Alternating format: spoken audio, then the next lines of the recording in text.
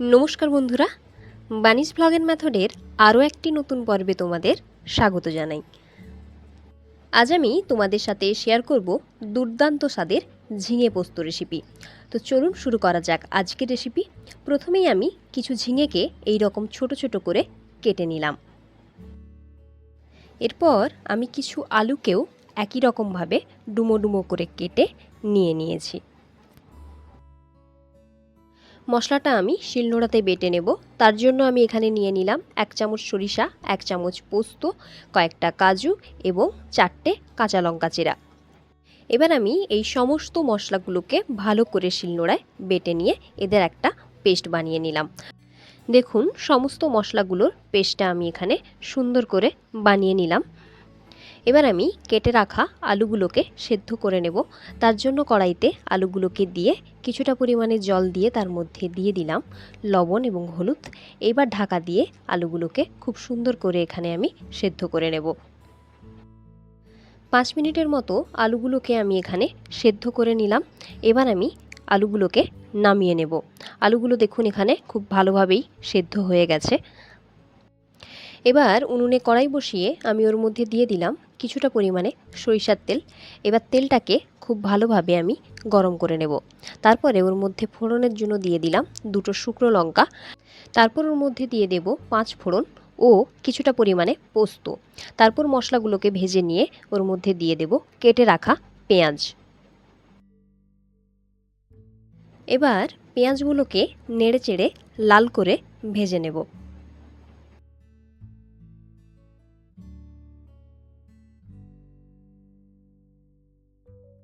এবার আমি এর মধ্যে অ্যাড করে দেব আগে থেকে কেটে রাখা ঝিঙে। তারপর আমি এর মধ্যে অ্যাড করে দেব পরিমাণ মতো হলুদ গুঁড়ো, পরিমাণ মতো লঙ্কা গুঁড়ো। এবার সমস্ত মশলাগুলোর সাথে ঝিঙেগুলোকে মিশিয়ে এই রকম ভালোভাবে নেড়ে চেড়ে নেব। এখানে আপনারা লক্ষ্য করুন, আমি কিন্তু এখানে লবণ এখনও ব্যবহার করিনি, কারণ ঝিঙেটা থেকেই এমনিতে জল বেরোবে, তাই লবণটা আমি এখানে পরে দেব। দেখুন, এখানে নাড়তে নাড়তে ঝিঙেগুলো থেকে জল বেরোতে শুরু করেছে আর ঝিঙেগুলোও এখানে খুব ভালোভাবে সেদ্ধ হয়ে এসছে। এবার আমি এর মধ্যে অ্যাড করে দেব আগে থেকে সেদ্ধ করে রাখা আলু। আলুগুলোকে ঝিঙের সাথে মিশিয়ে খুব ভালো করে এখানে আমি কষিয়ে নেব।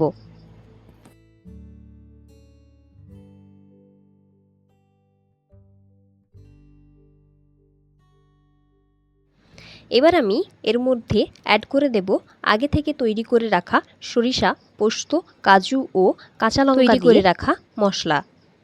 এবার ভালোভাবে মশলাটাকে আমি ঝিঙেগুলোর সাথে এইভাবে হাতা দিয়ে নেড়ে চেড়ে মিশিয়ে রান্না করে নেব আরও কিছুক্ষণ।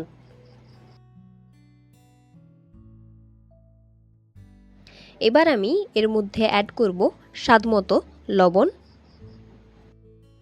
তারপর হাতা দিয়ে নেড়ে চেড়ে আরও কিছুক্ষণ ঢাকা দিয়ে আমি এটাকে রান্না করে নেব। প্রায় 3 মিনিটের মতো ঢাকা দিয়ে রান্না করে ফিরে এলাম। দেখুন, ঝিঙে পোস্ত এখানে প্রায় তৈরি হয়ে এসছে। একদম শেষে আমি এর মধ্যে অ্যাড করে দেব 1 চামচ পরিমাণে চিনি।